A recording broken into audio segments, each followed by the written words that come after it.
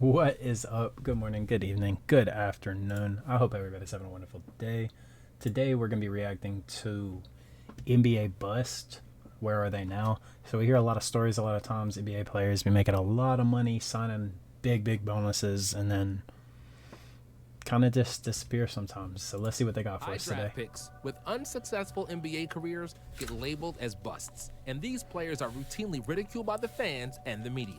Some busts go broke in a few years, some become farmers, and some are still holding on to their basketball dreams. Here are some of the most famous. I feel like as long as you get to NBA history keep on and their life playing, stories even if you're after playing the overseas, NBA. at least you get to keep on playing. Like, Greg Oden, another top pick by the Blazers, and another player whose career was ruined by knee injuries. Greg Oden was the best center in the NCAA in 2007, and by some margin. He was big, strong, and agile, and his game had a lot of resemblance to Shaq's. Portland had the #1 pick. They chose Oden before Kevin Durant, and they chose wrong.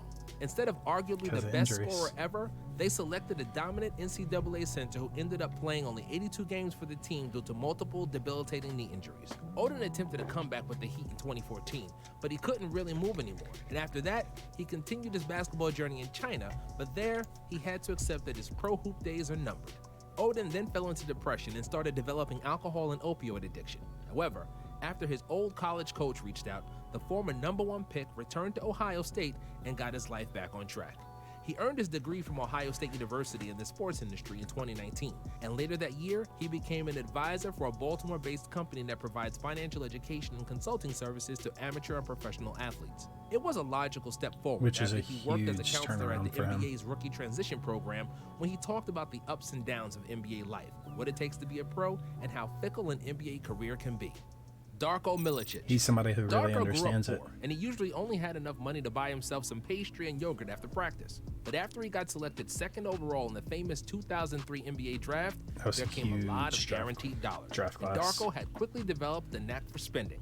Cars he barely drove, a boat he crashed and only used a few times, and more parties than practices at the gym, all contributed to a burning hole in his bank account. When his accountant called and asked Darko how come he went broke, Milicic was pretty lackadaisical about it. Don't worry, man, the new paycheck arrives on the 15th. Even though Darko was spending a ton, he still earned $52 million over a 10-year NBA career and has managed to save some of it. After he abruptly left the NBA at the age of 28, Milicic bought 125 acres of land in his native Serbia and is now growing and selling apples for a living. He says that he enjoys spending time among the apple trees and that he's much happier in agriculture than he ever was during his basketball career. He also had a memorable yet very unspectacular kickboxing match which he lost after he broke the scale at the weigh-ins. He plays basketball for fun with some of his friends, and if he really wanted, he could still play in Europe, considering he's still only 35 years old. But between 3 kids and his fruits, Darko says he's not even slightly interested in that. How about them apples? That's actually Anthony kind of crazy story, man. When I started, Like, to go from playing, I mean, as long as he's happy, I guess at the end of the day, that's what matters. But that's why financial literacy is something that a lot of players should be learning throughout their college career.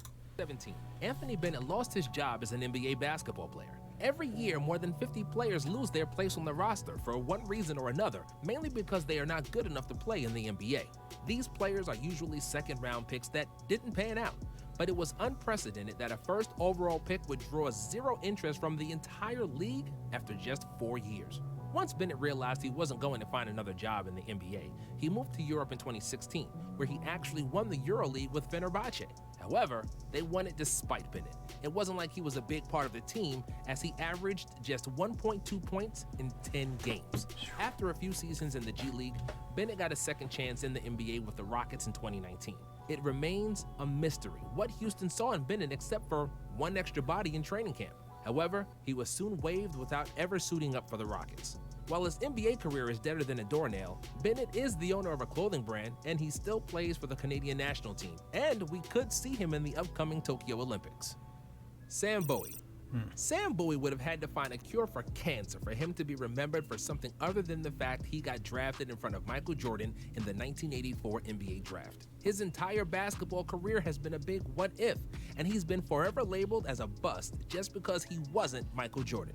The truth is that Sam Bowie was actually a decent player, but he couldn't stay on the floor to prove it. An injury-prone big man had a solid 10-year NBA career, and after it ended, Bowie successfully traded NBA floors for racetracks. Horse racetracks, to be exact.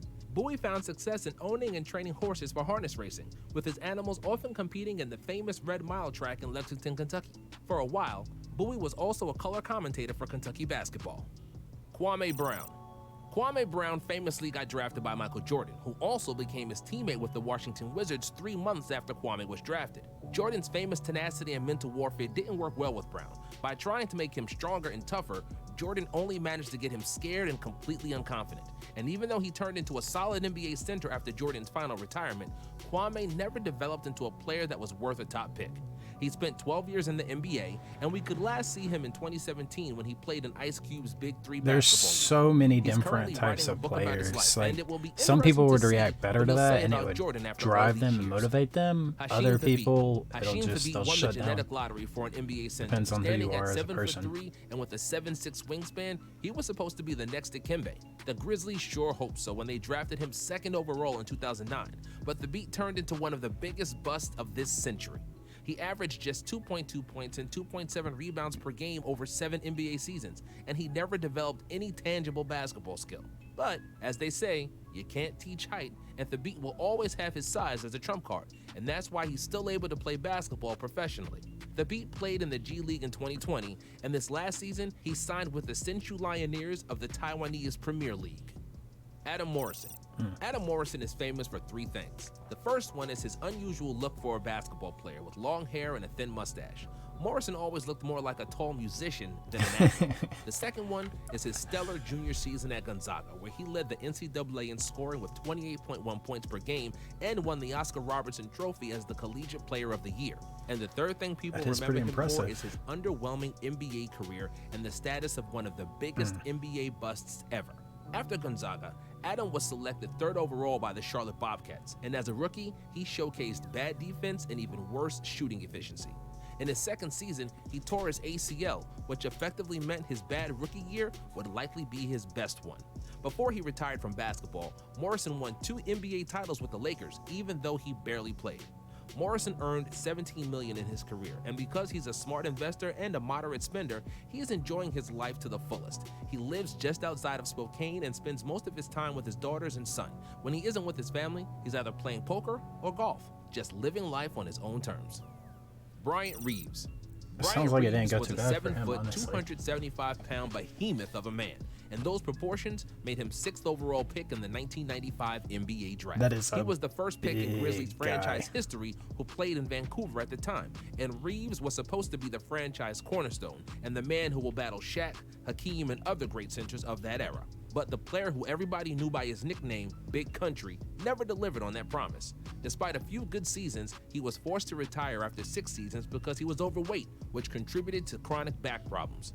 Congruent to his nickname, Big Country returned to his home in Oklahoma, bought 300 acres of land, and he's been working as a farmer ever since his NBA days were over. Sean Bradley. Standing at 7'6", Sean Bradley is one of the tallest humans to ever play in the NBA. Because of his extraordinary height and length, Bradley was an elite shot blocker, which made him the 2nd pick in the 1993 NBA draft. Despite solid defensive play, Bradley wasn't supposed to go that high in the draft, as he averaged just 8 points per game in his 12-year career. After basketball, Bradley became involved with Westridge Academy in Utah, a private school for youth at risk, serving as a mentor and a coach. He was also a part of NBA's Basketball Without Borders and various other charities across the globe. Unfortunately, Bradley was recently hit by a car while he was driving his bicycle, and he was left paralyzed as a result of the crash. Joe Smith. Joe Smith was the first overall pick in the 1995 NBA draft after winning the Naismith College Player of the Year award at the University of Maryland. Even though he averaged a respectable 17 points per game in his first 3 years in the league, it was straight downhill from there. Smith got traded seemingly every year, and by the end of his career, he played for 12 different NBA teams, which tied the NBA record. Because Smith bought an expensive house everywhere he played, along with the cars, jewelry, and other amenities that are the usual suspects for every deep NBA wallet, He squandered every last dollar of the $61 million he earned in his 16-year NBA career, which secured him a spot on CNBC's Back in the Game, a show hosted by former MLB star Alex Rodriguez that helps former athletes who are struggling with money issues. Smith managed to bounce back and is now working as a player development coach in Atlanta. Goodness. Yeah, it's kind of crazy to see that. Like, dudes be making millions and millions of dollars and just mismanaged. They weren't taught how to properly manage their money. They didn't have somebody looking over them who actually had their best interests at heart, and sometimes even get taken advantage of. It's tough. I enjoyed that. I hope you guys, that's all for that.